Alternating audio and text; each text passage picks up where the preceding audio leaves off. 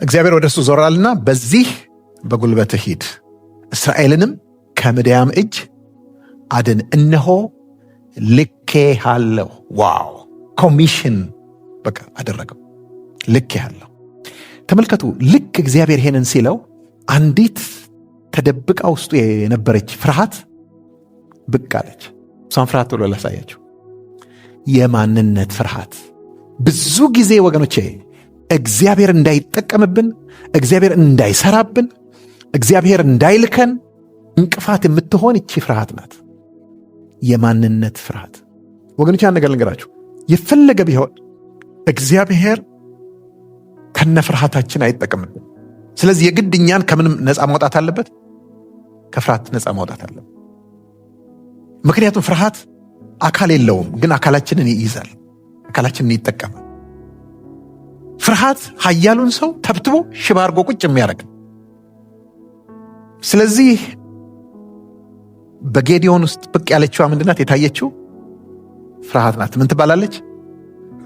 ሁላችሁም በሏት እስቲ። የማንነት ፍርሃት ነው። ወዲያውኑ መጣበት። ግን ምንድነው የገለጣት? ምንድነው ትሪገር ያረጋት? እግዚአብሔር የተናገረው ነገር ነው አለ።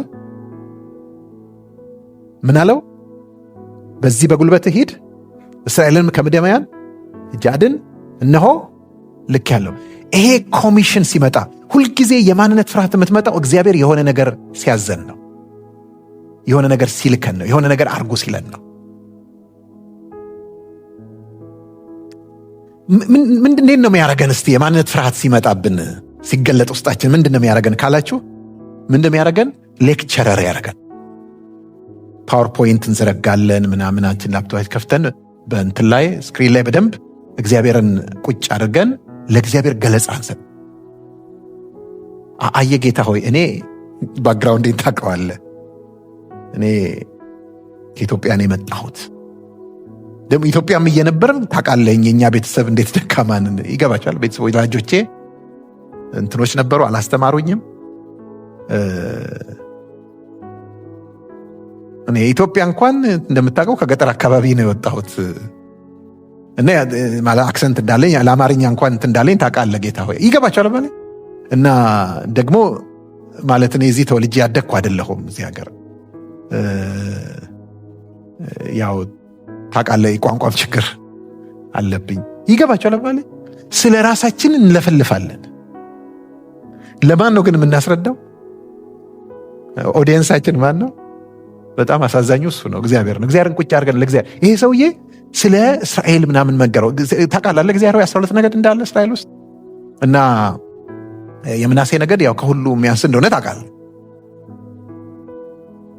ምናሴ ነገድ ውስጥ ደግሞ የኤቤዜር የሚባል ያባን ቤት አለ። እዛ ውስጥ ደግሞ ከሁሉ ትንሹ እኔ ነኝ። ገለጻ ለእግዚአብሔር መስጠት ጀመረ። እንዲህ የሚያስለፈልፈን ብዙ ጊዜ እኔ እንዲህ እንትን አይደለሁም ጌታ ሆይ ደስ ይለኝ ነበረ ማለት አንተን ብታዘዝ ብልህ፣ ግን ታውቃለህ እኔ ዲግሪ የለኝም ማለት አልተማርኩም እንትን የለኝም። ማይ ግድነስ ብዙ ነገር ነው። እንዲህ ካስለፈለፈን ምን ተገልጦ ነው ማለት ነው? የምን ፍርሃት? የማንነት ፍርሃት ተገልጧል ማለት ነው። ወገኖች ያን ነገር ልንገራችሁ፣ የማንነት ፍርሃት ካልተወገደ በስተቀር እግዚአብሔር አይሰራብን። ሁላችንም ደግሞ በየፊናችን ይሄ አለብን። በተለይ ይመስለኛል እኛ ኢትዮጵያውያን ላይ 7 እጥፍ ነው። ምክንያቱም ሲያሳድጉንም ወላጆቻችን ያሳደጉን እያስፈሩ ነው አይደል እንዴ? አትችልም፣ አይሆንልህም እየተባልን ያደግ ነው። በጣም የሚገርማችሁ ኢትዮጵያ ውስጥ ባሉ ብሔሮች መካከል እንኳን በጣም የሚገርማችሁ ነገር ሁሉ ምን እያደረገ ነው የኖረው? አንዱ አንዱን እየናቀ፣ አንዳንዱ እየናቀ። የማይናናቅ ብሔር ኢትዮጵያ ውስጥ የለም። አንዳንዱ የሚገርማቸው አጠገብ ለአጠገብ ያሉ እንኳን ጎን ለጎን ያሉ ሆነው አንዱ አንዱን ይንቃል።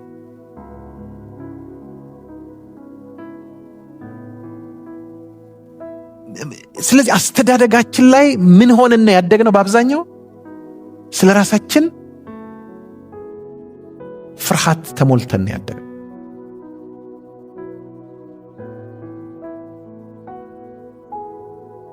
ወገኖች አንዳንድ ጊዜ ይገርመኛል። የሆነ ቦታ ስብሰባ ላይ ምናምን ኢትዮጵያኖች የተገኙበት ስብሰባ ላይ አይናገሩም ኢትዮጵያኖች። ለምን እንደው ታውቃላችሁ? ቋንቋ አንችልም ብለው ነው አይናገሩት። ከዛ ጋር ግን ይነሱና የሆኑ ናይጄሪያኖች የሆኑ ጋናዊዎች ምናምን ይገባቸዋል ማለት ይኸው ስብርብሩን ነው የሚያወጡት፣ ግን ይናገራሉ። ትንሽ ኮሙኒኬት ያደርጋሉ። እነዚህ ግን ከምሳሳት ሞት ይሻለኛል ብለው ቢናገሩ እኮ ግራመሩ ሴንትንትኑ ምናምኑ ዩዜጅ ሁሉ በጣም ትክክል ጥሩ ነው እኮ የሚናገሩት፣ የተሻለ የሚናገሩት ግን አልችልም እና መሳሳትን እንደ ጦር ነው የምፈራው።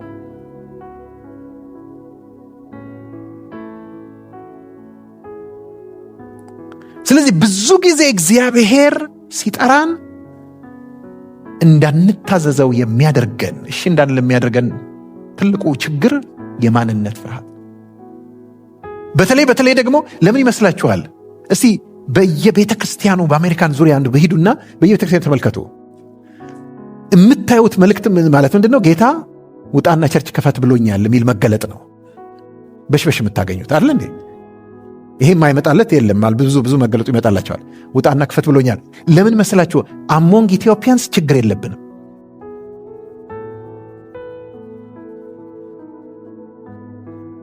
እስቲ ሂድና ለፈረንጆች እንትን በል ብሎኛል። ይገባችኋል? እንደሱ አይነት ራእይ የመጣለት ሰው ገጥሟቸው ያውቃል? ብዙ ጊዜ አይመጣለትም ሰው። ቆይ እግዚአብሔር ግን ወደ ሌላ የሚልከው የለም? ወደ ስፓኒሾች የሚልከው የለም? እግዚአብሔር ወደ እንትኖች የሚልከው የለም? ወደ ኤዥያን የሚልከው ማለት አያስፈልግም? ያ ነገር እግዚአብሔር አይልክም? ያንን ኖ ማንም እሺ የሚል የለም። ኢንቲሚዴሽኑን አላለ ባሪየሩን ምኑን ሰው ይፈራል።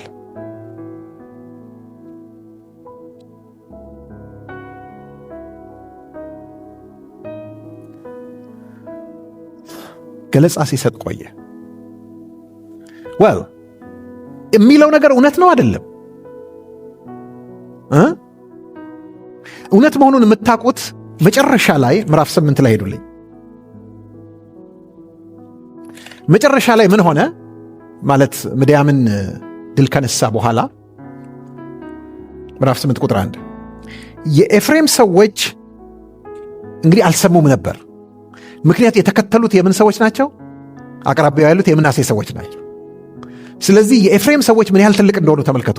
ባይ ዘ ዌይ ኤፍሬምና ምናሴ ወንድማማች ናቸው አይደል? ማን ነው ታላቅ?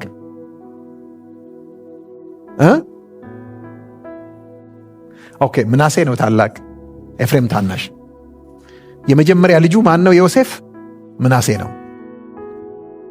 እግዚአብሔር የመከራዬን እንትን አስረሳኝ አይደለ ብሎ ምናሴ ያለው። ሁለተኛ ሲወልድ ደግሞ በመከራዬ ሀገር ፍሬያማ አደረገኝ ሲል ኤፍሬም አለው።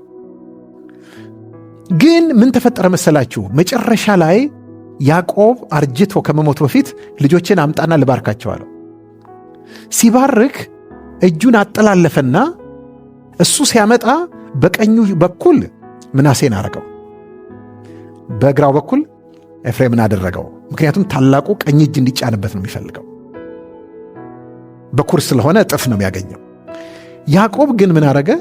ቀኝ እጁን አጠላልፎ እዚኛው ላይ ጫነና ክሮስ ሲያረግ አይኑ ስለደከመ ጠረጠርና አባቴ ልክ አይደለም ሲለው አውቃለሁ ማረገውናል። ስለዚህ ሞር ብለሲንግ የወሰደው ማን ነው? ኤፍሬም ነው። በኋላም ከነዓን ከገቡ በኋላ የኤፍሬም ነገድ በጣም ብዙ በጣም ኃይለኛና በእስራኤል ታሪክ ውስጥ ትልቅ ስፍራ የነበረው ነገድ፣ የምናሴ ደግሞ አነስተኛ ነው። በምን ታውቃላችሁ? የኤፍሬም ሰዎች ይህ ያደረክብን ምንድን ነው? ምድያምን ለመውጋት በወጣ ጊዜ ለምን አልጠራህንም አሉት። ጽኑ ጥልም ተጣሉት። እርሱም እኔ ካደረግኩት እናንተ ያደረጋችሁት አይበልጥምን? የኤፍሬም ወይን ቃርሚያ ከአቢዔዜር ወይን መከር አይሻልምን? በጣም የሚገርም ምሳሌ ነው የሰጣቸው። ምንድን ያላቸው? ኤፍሬም እናንተ እኮ ትልቅ ናችሁ አላቸው። እናንተ እኮ ወይን ለቅማችሁ የቀረው ይሄ ለድሆች ይሁን ተብሎ የሚቀር ቃርሚያ ያለለ እሱና እኛ ደግሞ የወይን መከር ብለን የምንለው የእናንተ ቃርሚያ እኮ ይበልጣል አለው። ይገባችኋል? በባለ you are more powerful፣ እኛ እኮ ትንሽ ነን ማለቱ ነው። እውነትም ምናሴ የተጠቃ ነው አይደለም? ነው። ከአባቱ ቤት እሱ ታናሽ ነው አይደለም? ነው። ምንም ውሸት እኮ አይደለም የተናገረው። ነገር ግን አንድ ነገር እናያለን እንድታዩት የምፈልገው በጣም ኢምፖርታንት ነገር very important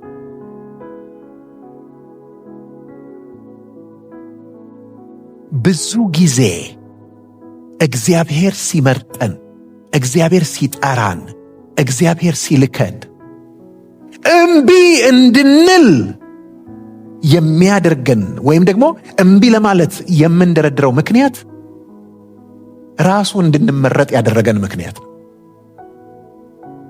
ልድገመው the very reason እግዚአብሔር እኛን ፒክ እንዲያረገን ከዛ ሁሉ ህዝብ መካከል ፒክ እንዲያረገን ያደረገው እግዚአብሔርን ያነሳሱት ነገሮች ለኛ እምቢ ለማለት የምንደረድራቸው ምክንያቶች ናቸው። አግኝታችሁታል? ሲያገኘው ሰው ኦኬ ልድገመው።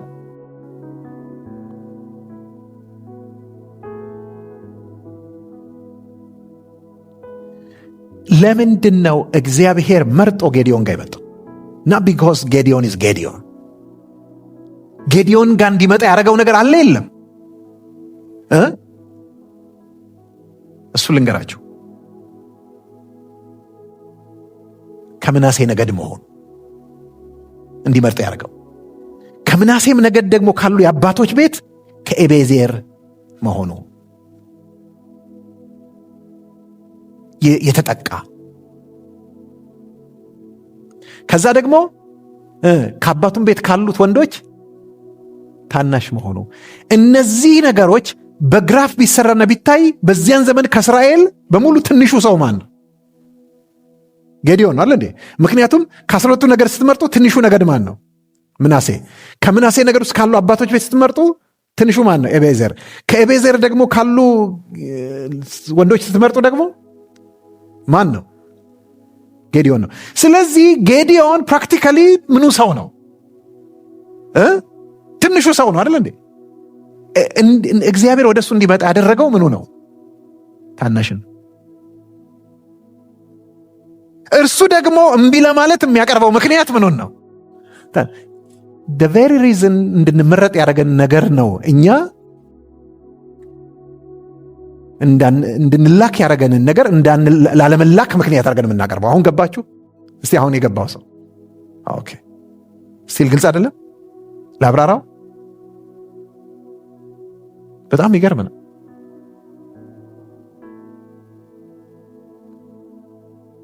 ለምሳሌ የሆነ ስራ ወጥቶ ነው እኛ ዲግሪ ያለው ሰው አንፈልግም፣ ኦኬ በቃ የ3 ወር ትሬኒንግ ይሄንን ትሬኒንግ የ3 ወር ያለውን የምንፈልገው የሚል ማስታወቂያ ቢወጣ ሰዎች ዲግሪ ያላቸው ምን ያላቸው ሉዚ ይዘው ሲሄዱ ኦቨር ኳሊፋይድ ተብሎ ሲመለሱ እሷ የ3 ወር ስልጠና አላት ያቺ ትንሽ ኮርስ ይገባቸዋል ማለት ግን አፕላይ አርጊ ስትባል አላረግም ለምን ዲግሪ የለኝም ብትል ይገባቸዋል ማለት እንድትፈልግ የሚያረጋት ነገር እኮ አለ እሷ ጋር። እሷ ግን ያንን አፕላይ እንዳታረግ የከለከላት ተመልከቱ።